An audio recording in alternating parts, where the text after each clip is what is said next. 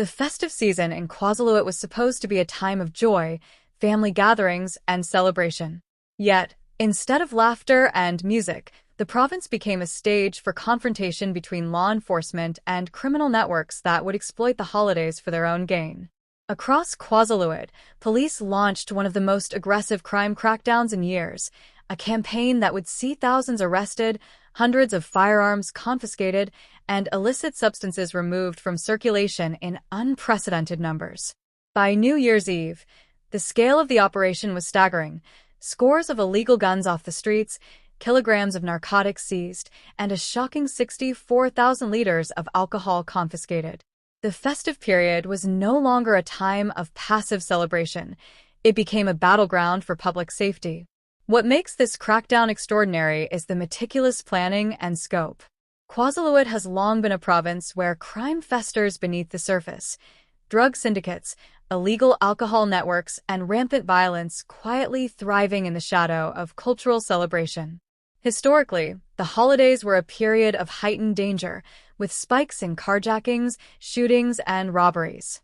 Families approached December and January not just with anticipation, but with caution, knowing that the nights could bring tragedy. This time, police declared that enough was enough. Officers were deployed in unprecedented numbers. Crime intelligence units worked tirelessly, traffic enforcement intensified, and tactical units prepared for confrontation with armed criminals. The results were immediate and tangible. Thousands were arrested for offenses ranging from public violence and drunk driving to illegal firearm possession and narcotics distribution. These were not random minor offenses.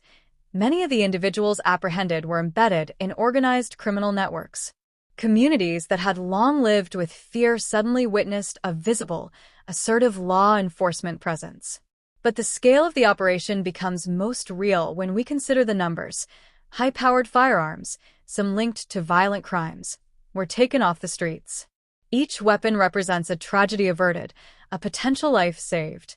Can you even begin to imagine the ripple effects if even a fraction of those guns had remained in circulation?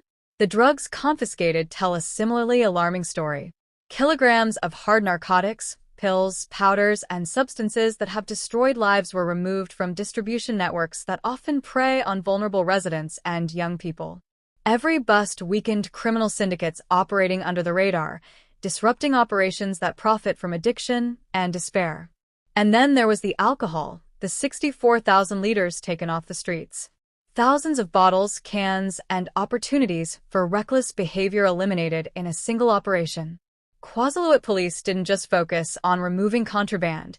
They enforced traffic regulations with a level of intensity not previously seen during the festive season.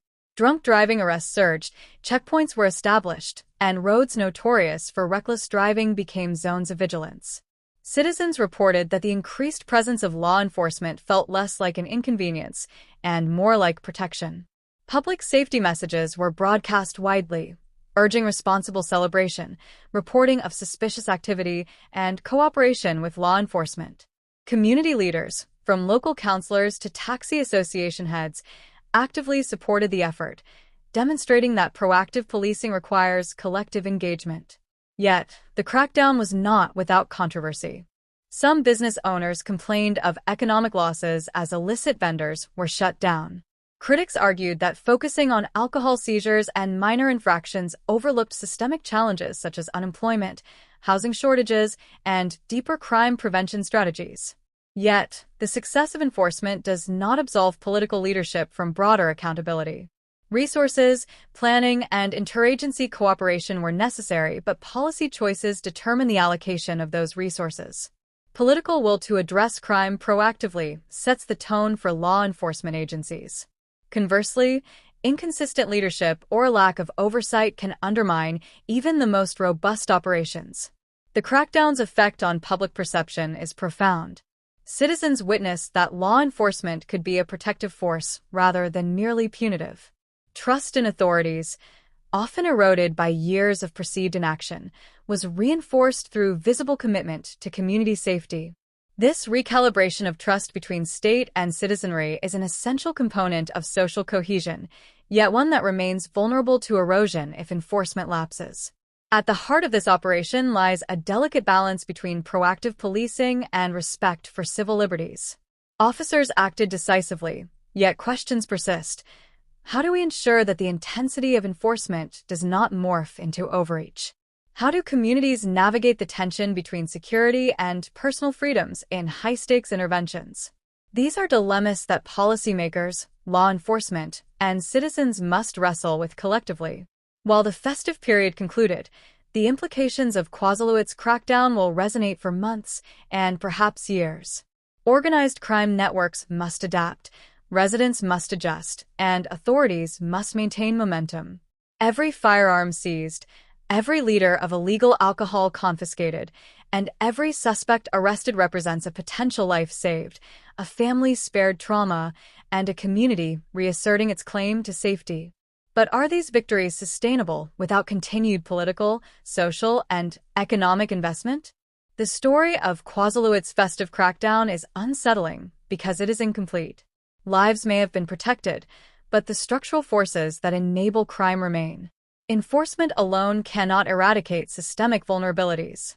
Will the lessons learned during this extraordinary campaign translate into lasting strategies, or will temporary gains fade, leaving familiar threats in the shadows? For every officer who risked their life, every resident who cooperated, and every community that witnessed tangible action, this crackdown represents both hope and uncertainty. It forces reflection on the true nature of public safety, the limits of law enforcement, and the role of society in sustaining law and order. Can Quazuluat continue to protect its citizens proactively, or will the province revert to familiar cycles of crime and fear? Ultimately, this story is not just about arrests or quantities seized. It is about governance, leadership, and the responsibility of those in power to safeguard communities. It is about the moral imperative to act decisively when ordinary life is threatened, and about the sobering reality that public safety is never guaranteed, only earned. Will political leadership learn from this season's lessons, and will law enforcement maintain the vigilance required to turn temporary success into enduring security? As the new year unfolds, Quazuluat remains a province watching, waiting, and hoping that the lessons of the festive crackdown mark a turning point. The stakes are high, the challenge is persistent, and the future uncertain. For citizens, the message is clear: vigilance matters, law enforcement matters, and public accountability matters. But will these lessons translate into lasting change, or will they become another chapter of temporary victories overshadowed by systemic challenges?